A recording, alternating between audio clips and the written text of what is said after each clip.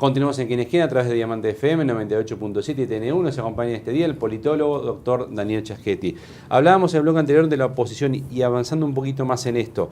Al no tener espacio para entrar, ¿qué está pasando, por ejemplo, en el Partido Nacional con ese liderazgo bicéfalo, dos cabezas, Larrañaga en la calle, con un Larrañaga que dijo la noche que perdió la interna no subo más las escaleras del directorio del Partido Nacional? Claramente en ese momento se interpretó como que no iba a ser más candidato. Luego lo matizó, pero tampoco dijo vuelvo a ser candidato. Y sus apariciones públicas han bajado mucho. La calle Pou ha tomado como una impronta de representar todas las opiniones del Partido Nacional, pero falta quizás, o no, y por ahí va la pregunta, ese doble juego con Larrañaga.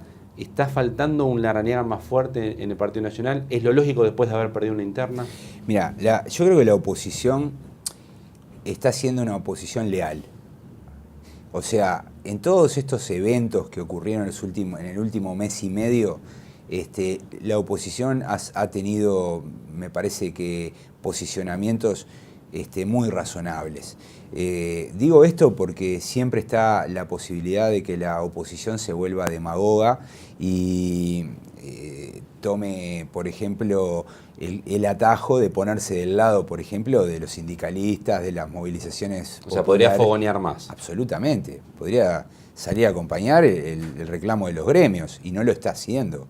Podría, por el desalojo del CODICEN, podría ponerse del lado de los estudiantes y apoyar las declaraciones estudiantiles y no lo hizo. Entonces, eso es lo primero que hay que decir, ¿no? Tenemos una oposición que es muy leal al sistema político y eso está muy bien. Que no es lo que hacía el Frente Amplio. El Frente Amplio muchas veces cayó en la tentación, pero es una tentación distinta, porque la relación entre los sindicatos y el Frente Amplio no es la misma que la relación entre los sindicatos y los partidos tradicionales. Los sindicatos y el Frente Amplio son como compañeros de ruta. Comunistas, socialistas, a lo largo de la historia se aburrieron de organizar sindicatos. Entonces es natural que haya... los dirigentes sindicales normalmente son votantes del Frente Amplio, a veces son hasta dirigentes y a veces terminan hasta como diputados o senadores. Entonces el Frente Amplio como que tiene casi como un deber moral de tomar muy en cuenta lo que dicen los sindicatos. Pero es cierto que muchas veces cuando era oposición tomaba atajos, ¿no? Y se sumaba consignas que eran muy difíciles de realizar. Entonces me parece que la oposición de los partidos tradicionales y del Partido Independiente es una oposición, digamos, muy leal y muy razonable. Por otro lado, la oposición sabe que este es un mandato largo, ¿no? Nosotros en Uruguay tenemos un mandato de 5 años, es un poco largo. Decepciona a muchos votantes, no es casual que en muchos lugares es de 4, un poco más corto. Nosotros teníamos 4 años hasta el 67 y uno de los argumentos era que era demasiado corto y no dejaba gobernar y por eso pasamos a 5. Pero lo cierto es que el horizonte de 5 años permite ir manejando distintas estrategias. Y yo creo que la calle Pou y Larrañaga adentro del Partido Nacional tienen estrategias diferentes. La calle Pou es el líder exitoso, se quedó con el liderazgo del sector no larrañaguista, formó una coalición amplia, allí está la lista 40, está el sector del propio la calle Pou y está el herrerismo, el grupo tradicional. Entonces la calle Pou en este momento lo que está haciendo es consolidar ese liderazgo. Él tiene la bendición de las urnas, pero él necesita además fortalecer a diario ese liderazgo. En cambio, Larrañaga tiene una situación un poco más cómoda porque no tiene desafiantes. Alianza Nacional es un grupo muy homogéneo. Su poder está más centrado en el interior, en una bancada muy amplia del interior, en intendentes bien importantes. Entonces me parece como que están jugando juegos diferentes. Me parece que las salidas públicas de la calle Pou tienen que ver con ese intento por mantener... Él todavía no está jugando a pegarle al gobierno fuertemente, entonces. No, nadie. Yo creo que a medida que pase el tiempo, el segundo o tercer año, esto se va a hacer más agresivo. ¿Y la calle precisa Larrañaga o no? Lo necesita, obviamente, lo necesita. Ahí tiene que haber un juego cooperativo. O sea, sin Larrañaga sus chances electorales bajan mucho. sin Larrañaga o sin otro grupo fuerte y grande como es Alianza, ¿no? O sea, pero el grupo fuerte y grande parece un líder fuerte y grande. Exacto, sí, sí, sí. El ejemplo es el Partido Colorado. O sea, cuando el Partido Colorado estuvo controlado por Vamos Uruguay durante 5 años con un líder fuerte y un sector muy debilitado, al Partido Colorado le va mal porque, o sea, no logra. Los partidos uruguayos son como coaliciones amplias que tienen que desplegar sus alas y tratar de juntar votos de todos lados y me parece que sí, la calle Pou necesita a Larrañaga y Larrañaga necesita a la calle Pou. O sea, ese duelo se va a mantener. Es probable incluso que Larrañaga sea desafiado dentro de Alianza Nacional y tal vez la calle Pou puede llegar a ser desafiado dentro de este conglomerado que organizó, pero lo cierto es que esos dos grupos se van a mantener. Los sindicatos, usted los nombraba como los aliados naturales del gobierno. Los compañeros de ruta. Ahí está, esos compañeros de ruta. ¿Son compañeros de ruta o en vez de compañeros de ruta son palos en la rueda en esa ruta? Bueno, depende, ¿no? Porque, por ejemplo, ahora en el primer bloque estábamos hablando de las dificultades para cumplir con las promesas electorales. Yo tengo la impresión que los dirigentes sindicales son personas muy inteligentes y que esto que estoy diciendo lo entienden perfectamente. El problema es que ellos también tienen que legitimarse frente a su base. Hay problemas de cómo se legitima el liderazgo todo el tiempo. Entonces muchas veces los discursos radicales tienen que ver con esa necesidad de legitimación. Entonces los dirigentes sindicales muchas veces tienen que hacer ese equilibrio. Y ese equilibrio está construido en base a posicionamientos públicos. Los palos en la rueda que vos mencionás tienen que ver con esto que estoy diciendo. O sea, si el dirigente sindical no tiene algún tipo de refriega contra el gobierno, algún tipo de cruce, algún tipo de crítica, se deslegitima. La gente comienza y sobre todo porque saben que son votantes del Frente Amplio o integrantes de grupos del Frente Amplio. Entonces, el peligro del dirigente sindical es que crean que es una persona comprada por el gobierno. Entonces, necesariamente tiene que tener un choque. Y eso me parece hasta lógico y razonable. Pero vamos en un montón de paros en lo que va de este año. Sí, sí, estamos por encima de la media. Pero yo creo que esos paros se explican por el problema de la enseñanza y por el problema del decreto de esencialidad. Hecho a compañeros de ruta. Sí, sí, sí, es así. No a gobiernos que... Pero a ver, yo he discutido largamente con otros colegas y también hasta con algunos dirigentes políticos cuando se le acusa al Frente Amplio de que se está peronizando, peronistizando, ¿no? Pareciéndose cada vez más al peronismo argentino. Y yo creo que no es así, porque en realidad pasa esto. El movimiento sindical uruguayo tiene cuotas de autonomía importantes. Entonces, ¿qué queremos? ¿Que se peronice o que haya esta conflictividad? Pero el gobierno debería separarse más de los sindicatos. Yo prefiero esta conflictividad. ¿El gobierno debería separarse más de los sindicatos? Los sindicatos y el gobierno, por más que coincidan en muchas cosas, son cosas distintas y tienen que ir por caminos diferentes. Y a mí me preocuparía mucho que haya un gobierno que controle los sindicatos.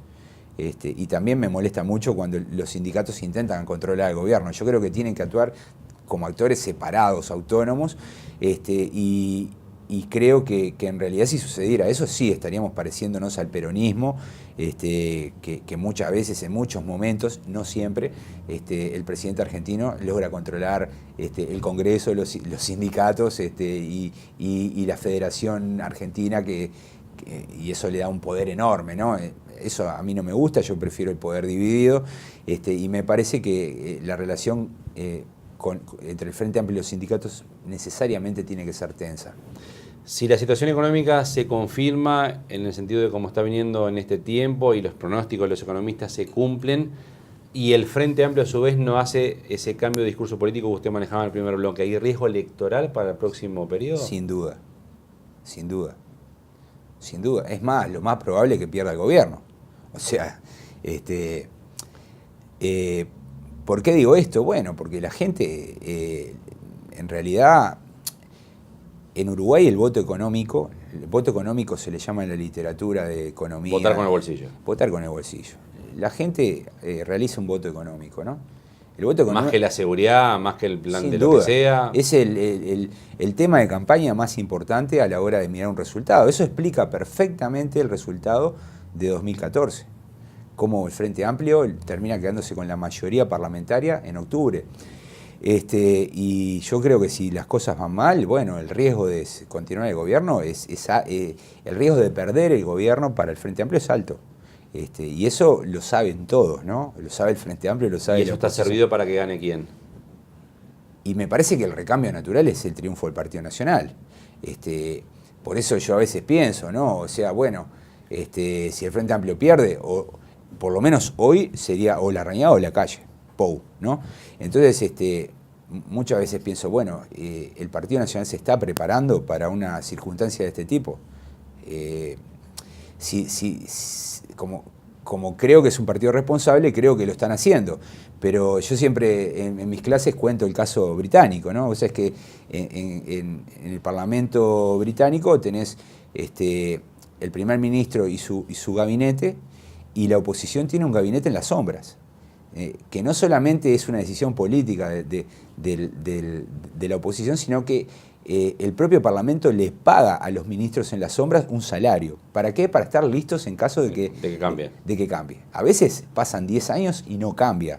Pero bueno, ahí tenés un conjunto de políticos que se están preparando para, en una situación compleja, bueno, me parece que la oposición debería, y sobre todo el Partido Nacional, debería pensar en esos términos. Ahora, depende de cómo se vote el presupuesto. Esto exige mucho cuidado, porque ¿qué ocurre? Acá aparece la tentación del cuanto peor mejor, ¿no? Y el Partido Nacional no puede apostar a eso, ¿no? O sea, no puede desear que al Uruguay le vaya mal para ganar el gobierno. O sea, no puede tirar nafta Entonces es una situación que hay que manejarla con mucha delicadeza.